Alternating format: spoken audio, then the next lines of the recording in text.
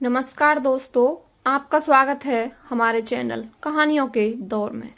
आज मैं आपको सुनाने जा रही हूँ देवरानी और जेठानी की बातें सुनकर आखिर क्यों उठाया सास ने ठोस कदम। चलिए शुरू करते हैं आज की ये कहानी।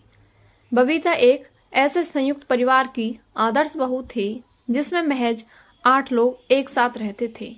साधारण शब्दों में आप यूं मान लें कि वह एक ऐसी अव्वल दर्जे की भारतीय गृहिणी थी जो सिर्फ और सिर्फ अपने परिवार के लिए हमेशा एक पैर पर खड़ी रहती थी, चाहे इसके लिए उसे अपनी जरूरतों का त्याग ही क्यों ना करना पड़े। इसके एवज में उसके ससुराल के लोग भी उससे बेहद प्यार करते थे। अगर बबीता न होती तो शायद भाटी परिवार अब तक अलग थलग पड़ गया होता।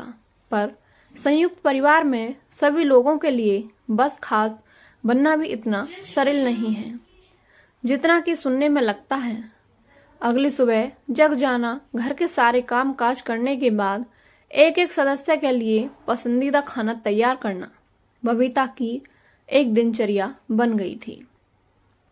अपने काम के प्रति हमेशा सजग रहने वाली इस आदर्श बहू के अलावा घर की महिलाओं में बबीता से छोटी उसकी लापरवाह देवरानी रितु और स्वभाव से बहुत ही सख्त घर की मालकिन बिमला मौजूद थी।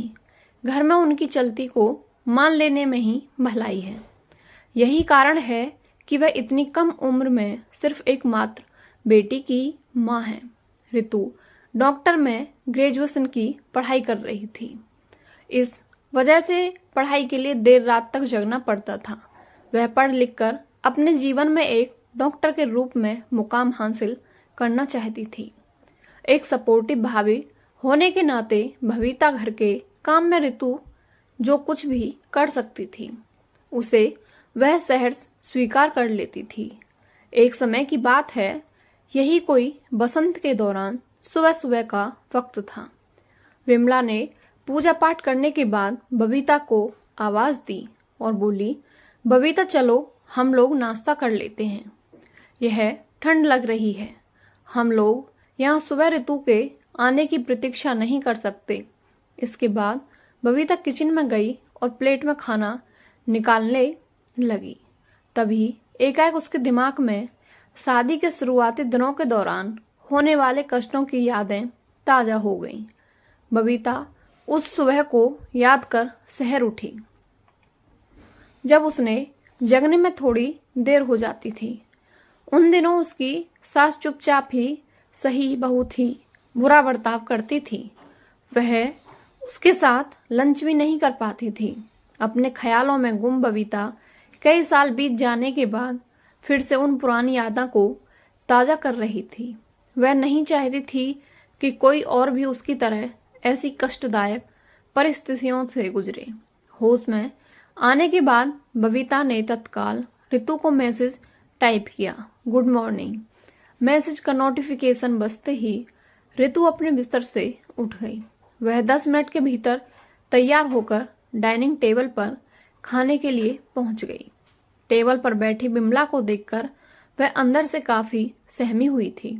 उस वक्त घर में चारों तरफ शांति छाई हुई थी। नजरों को उठाया तो देखा कि सामने रितु बैठी हुई थी। उसने बड़ी ही बेरुखी से कहा, बबीता को बोलो कि चाय बनाए और मुझे भी एक कप चाय दे। रितु डाइनिंग टेबल से उठी और किचन की ओर चली गई। थोड़ी देर बाद गर्मा गर्म चाय लेकर आई और उसे टेबल पर रख कर बैठ गई। बिमला ने कप उठाकर चाय की पहली चुस्की ली। वहीं रितु चुपचाप उन्हें देख रही थी। तभी बिमला अचानक से बोल पड़ी, इलायची की चाय मुझे बहुत पसंद है। माँ, आज रितु ने चाय बनाई है, वो भी खासकर आपके लिए। उसे मालूम है कि इलायची की चाय आपकी फेवरेट है। किचन के अंदर से बबीता बोली। उस वक्त रितु को खुशी का कोई ठिकाना नहीं था।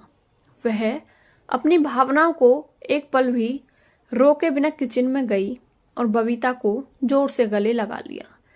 थैंक यू, अगर आप हेल्प नहीं करती तो मैं चाय नहीं बना पाती।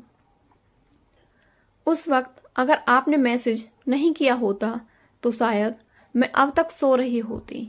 इसी बीच रितु ने अपने कंधे पर कुछ थपथपाहट महसूस की।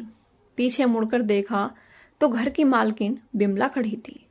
उसके चेहरे पर एक प्यार भरी मुस्कान थी।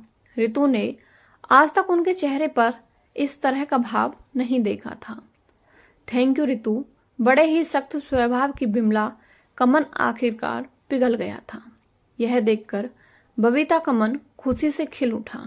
उसे एहसास हुआ कि अगर आपकी भावना आपके मन मस्तिष्क को कष्ट पहुंचा सकती हैं तो वह कुछ हद तक उसकी भरपाई भी कर सकती हैं। अब वह उस भरपाई के लिए पूरी तरह तत्पर थी।